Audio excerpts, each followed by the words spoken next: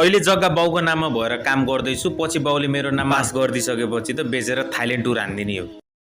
All right guys, welcome back to my new mini vlog. I hope हजुरहरु सबैजना सन्चै हुनुहुन्छ होला। म पनि एकदम ठीक छु। मेरो बिहानीको सुरुवात जहिले पनि चियाबाटै हुन्छ। काँधमा फरुवा हालेर बिहान बिहान यो मान्छे कहाँ जान लाग्यो भन्ने सोचिरहनु भएको होला। आज मैले घर वरिपरि पलाएका पुरै झारहरु फाल्ने निर्णय लिएको छु। यसरी पसिना बगाएर बनाएको भिडियोलाई कसले नै लाइक कमेन्ट गर्छ होला। अरु केटीले हाफकटु लगाएर पाखुरा देखाएको भिडियोमा लाइक कमेन्ट गर्छन्, तर यसरी पसिना बगाएर बनाएको भिडियोलाई कसैले पनि लाइक कमेन्ट सपोर्ट गर्दैन। आज म हेर्छु है त यति धेरै मेहनत र पसिना बगाएर बनाएको भिडियोलाई कसले लाइक कमेन्ट गर्नुहुन्छ है त। अनि गाइस, मलाई चाहिँ कोही कोही मान्छेले तेरो भिडियोमा क्वालिटी पनि छैन, तेरोमा त्यति भ्युज पनि जादैन, त भाइरल पनि हुँदैन भन्दै। अनि मैले मुस्कुराउँदै भन्दिए भाइरल हुम्ला नहुम्ला त्यो आफ्नो ठाउँमा छ, तर मेरो भिडियो मन पराइदिनु हुने सबैजनाले माया गरिदिनु हुन्छ, त्यसैमा म खुसी छु। मेरो सानैदेखिको बानी, म अरूको कुरा कहिले सुन्दै सुन्दिनँ। पानी तिर्खा लागिरहेको थियो, हात खुट्टा मुख धोएर पानी खाए। मम्मीले शनिबार बजारबाट केरा पनि ल्याइदिनु भयो रहेछ, केरा पनि खाए। भाइले बजारबाट खेलाउने कुरा ट्र्याक्टर पनि किनेको रहेछ, हेर्नुस् गाइज भनेर देखाइरहेको छ। गर्मी औडै भइरहेको एकछिन फेनको हावा खाएर फेरि कामतिर लागे। भिडियोमा काम गरेको हेर्दा त एकदम मजा आउँछ, तर घाममा काम गर्नेलाई मात्र थाहा छ घाममा काम गर्न कति गाह्रो छ। जिन्दगीमा पहिलोचोटि घरको काम गरेर यति धेरै ज्ञान पेलिरहेछ भिडियोमा भन्ने चाहिँ नसोच्नु होला है। मैले चाहिँ घाममा कहिलेकाहीँ काम गरिरहेको हुन्छु। अस्ति नै पनि घाममा काम गरेर 5 दिन जति लम्पट परेको थियो ज्वरो, त्यसैले घाममा काम गर्न निकै गाह्रो हुन्छ। काम पनि फेरि नगरी नहुने, झार पनि एकदमै उम्रेको छ। अरु भन्दा नि भाइ बहिनी आएर यही खेल्छन्, यस्तो झाडीमा त साप किरा पनि लुकेको हुन्छ। त्यसैले आज त बिहानै उठेर झाडु खाल्न थाले, एक चुड्कीमै सबै सफा गरिदिए। काम भ्याएर नुहाइधुवाइ गरेर फ्रेश भएर खाना पनि खाए। झारहरु अरु ठाउँमा पनि अझै धेरै नै छ। आज अति नै गर्मी भएको कारणले यति मात्रै झाडु खालेर भ्याए। अबको नेक्स्ट मिनी भ्लगमा सबै झार जति उखालेर भ्याउने छु भन्दै आजको लागि मिनी भ्लग यति नै। Bye bye.